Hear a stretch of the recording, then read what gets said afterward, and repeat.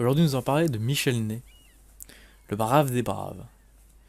Je gagne des batailles avec les rêves de mes soldats, disait Napoléon, conscient de ce qu'il devait à ses hommes. Un des meilleurs exemples est celui du maréchal Ney. Chez lui, le héros côtoie l'aventurier indiscipliné. Son obsession de gloire exclusive se nourrit du mépris, de la mort, et son comportement intrépide devant l'ennemi frise le déshonneur quand, à la fin de sa courte vie, il prend des initiatives politiques. Héros napoléonien par excellence, le maréchal Ney est le modèle de ces hommes, célébrés par Victor Hugo, Balzac, Stendhal, Alfred de Musset ou encore Alfred de Vigny.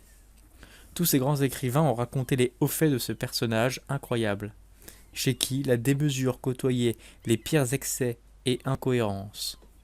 La carrière de Ney, qui commence avec l'appel de la patrie en danger de 1792 et se termine avec Waterloo, symbolise bien le parcours de ces soldats et l'incarnation de la grande nation et de ses valeurs. D'origine modeste, son père est un tonnelier, Michel Ney naît le 10 janvier 1769 à Sarre-Louis. Attiré par l'armée, le jeune homme s'engage à 19 ans dans un régiment de hussards à Metz. Son ascension est lente. En 1792, il est encore simple adjudant quand la Révolution est menacée. Les armées de la Convention ont besoin de nouveaux cadres, l'immigration des royalistes ayant tari les rangs des officiers. Ney est élu sous-lieutenant. Ses chefs se nomment Kléber et Hoche, nommé général de brigade en 1796, divisionnaire en 1799, il se couvre de gloire sous les ordres de Moreau. Il devient vite extrêmement populaire.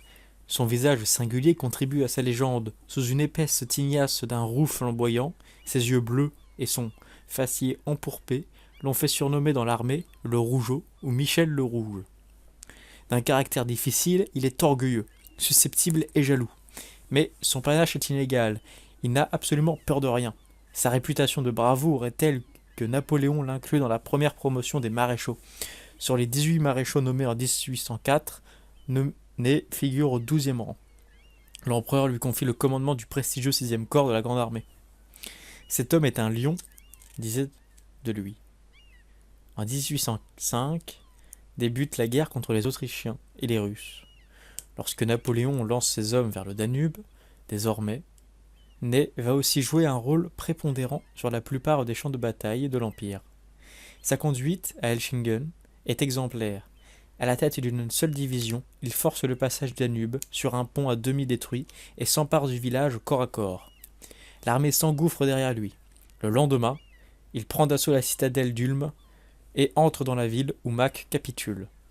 C'est un haut fait prestigieux, accompli malgré l'indiscipline de Ney, qui rivalise avec Lannes pour en tirer gloire.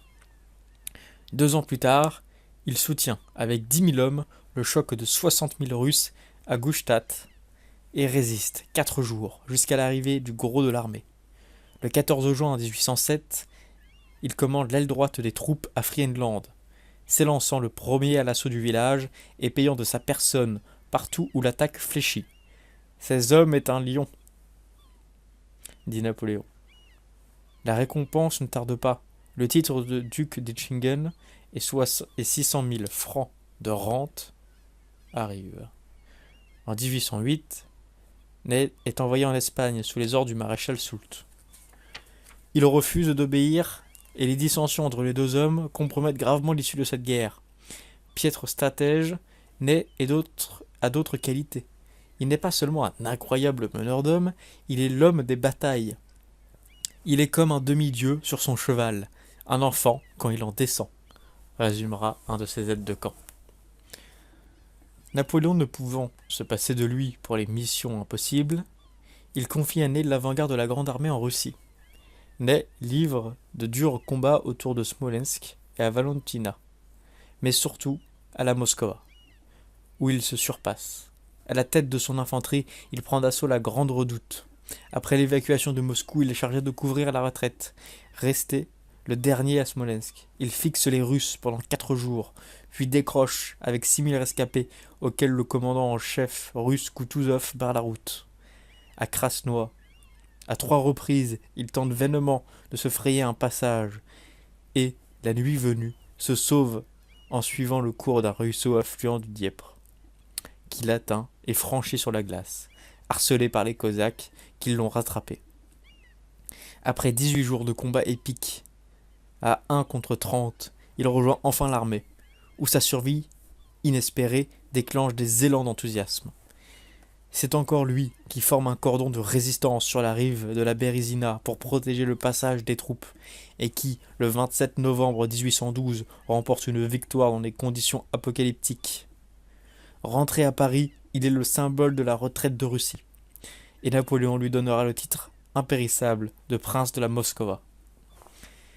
Né est en faveur et aura des commandements importants en Allemagne, où il se bat comme un beau diable, avant d'être vaincu à Dennwitz. Quelques mois plus tard, la campagne de France va lui offrir l'occasion de dernier prodige. Sans cesse, aux côtés de Napoléon, il livre 14 batailles et remporte 12 victoires en un mois. Mais son enthousiasme s'amenuise, il critique ses pairs, il critique l'empereur, il est désabusé. Malheureusement, l'abdication de Napoléon arriva.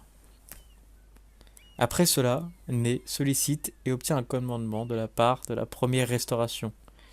Mais le nouveau régime est maladroit.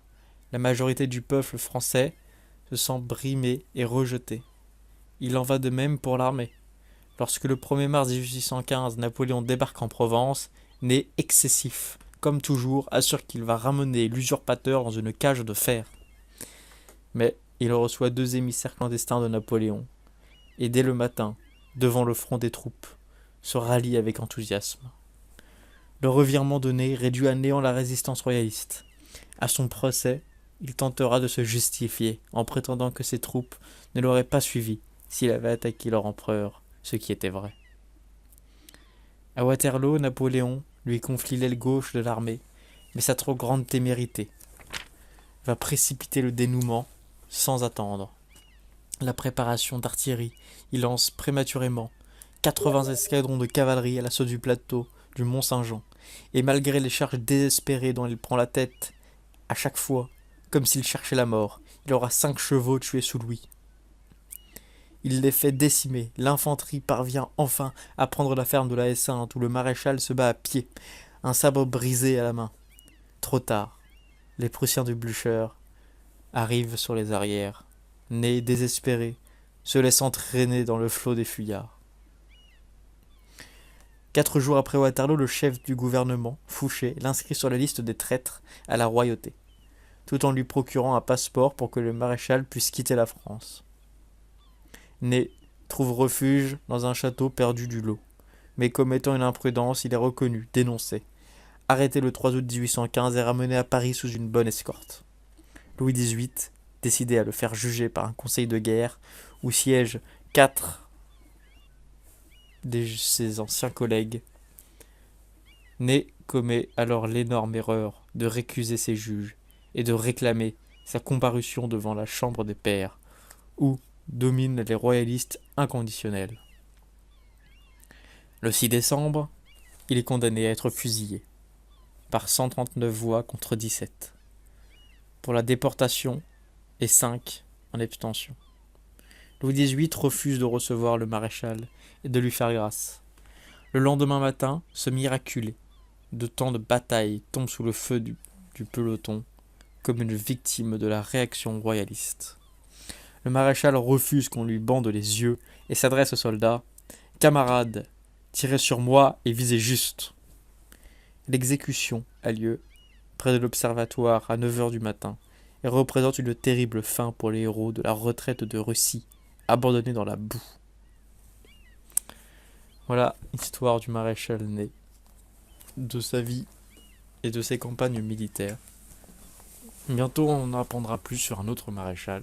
Sur ce, je vous dis au revoir.